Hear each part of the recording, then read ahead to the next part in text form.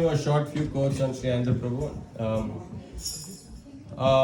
Something to talk about is Aindra Prabhu, as you all know, was very much into kirtan, right?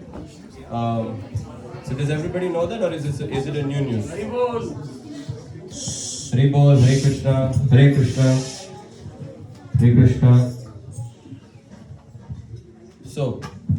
So Aindra Prabhu was very much into performance of kirtan.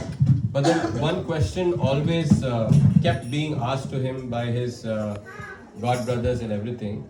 So all of you are in Krishna consciousness and you know. So what are the two forms of chanting the holy name that we do? Kirtan and Sankirtan. Okay. Namabas. Japa and Kirtan. What is the difference between Japa and Kirtan? Nobody? Japa do alone. Kirtan do together.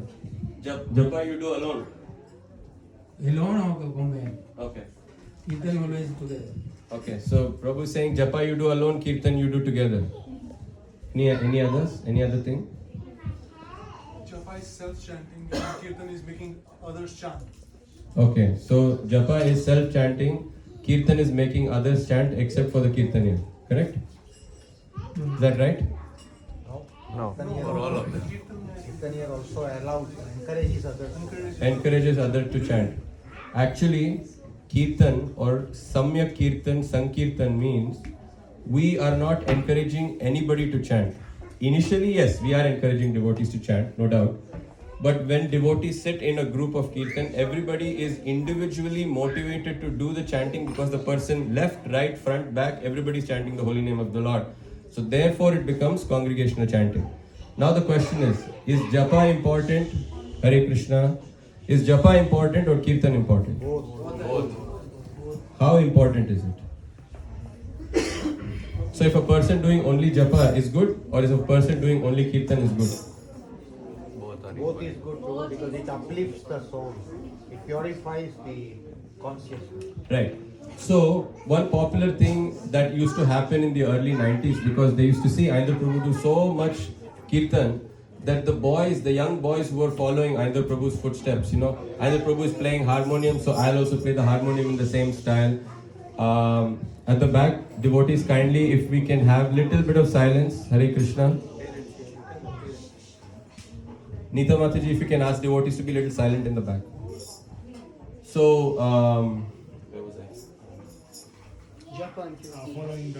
So the young boys, 17, 18, 16-year-old boys, even sometimes 20, 21-year-old boys, they would follow Aindra Prabhu's footsteps. And Aindra Prabhu would play kirtan in a certain way, which is and they were very good at grasping. So they would grasp the way the harmonium was played, or the way the tune was sung, etc. and etc. They would do stuff like that. So some senior devotees in the temple would come and say, Hari Bol, how come you're not doing your japa today? So they would hold their chadars, throw it up, and with lot of ego they would say, Prabhu, we're doing 6 hours worth of kirtan every day. We don't have time for japa. Correct? So they would say that, and they felt that because they were doing kirtan, they were above the rest of all. 6 hours of kirtan is a lot. For us to sit for 1 hour of kirtan is very difficult. Is it true? Is it true? We shift, we move around. We hear Aarti bells, we run upstairs because we want to stretch our legs. Also, we want to see the Lord. I'm not saying that. But then we move around places, right? When Prabhupada is telling in the first canto of Bhagavad Gita, Prabhupada is telling what? Prabhupada is telling that there is 2 types of Bhagavatas. And this is Aindra Prabhu always used to emphasize this. There is a devotee Bhagavata and there is a book Bhagavata. Who is more important? Both are in, but somebody is really more important. This is not a trick question.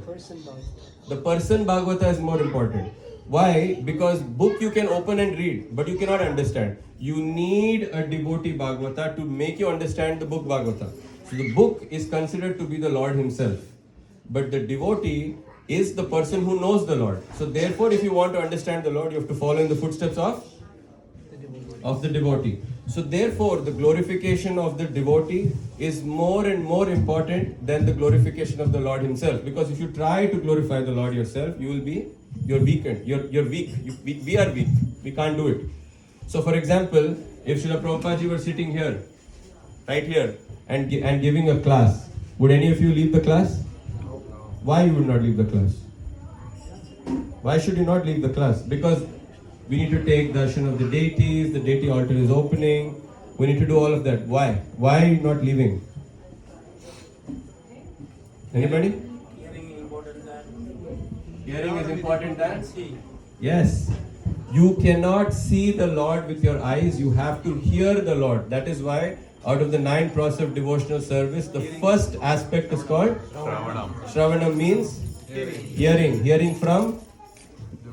From devotees, exactly. So therefore, Aindra Prabhu always focused so much on kirtan, that he said that even if a blind man would walk into Vrindavan temple, or any temple for that matter, he cannot see the beauty of the Lord. So does that mean a blind person is not privileged enough to see the Lord's beautiful decorations and all of those embellishments? Does that mean that the blind man is lost in his tracks? No. He just has to simply sit and hear, and then he will just be elevated from there. So that is why kirtan was very important. But then coming back to the boys' point of view, they said we are doing so much kirtan, why we should do chanting? It's the same. Japa is also Hare Krishna, the same Hare Krishna Mahamantra. Kirtan also the same Hare Krishna Mahamantra. So one of the devotees went to Aindra Prabhu and said, Prabhu, you're doing so much great activities, but all the devotees who are following you, they're coming with these statements. So Aindra Prabhu said, you should know me better. So this was Aindra Prabhu's god brother. So he said, you should know me better than this. Right? You should know me better than this. Every day I chant close to 112 rounds. Plus 6 hours of kirtan.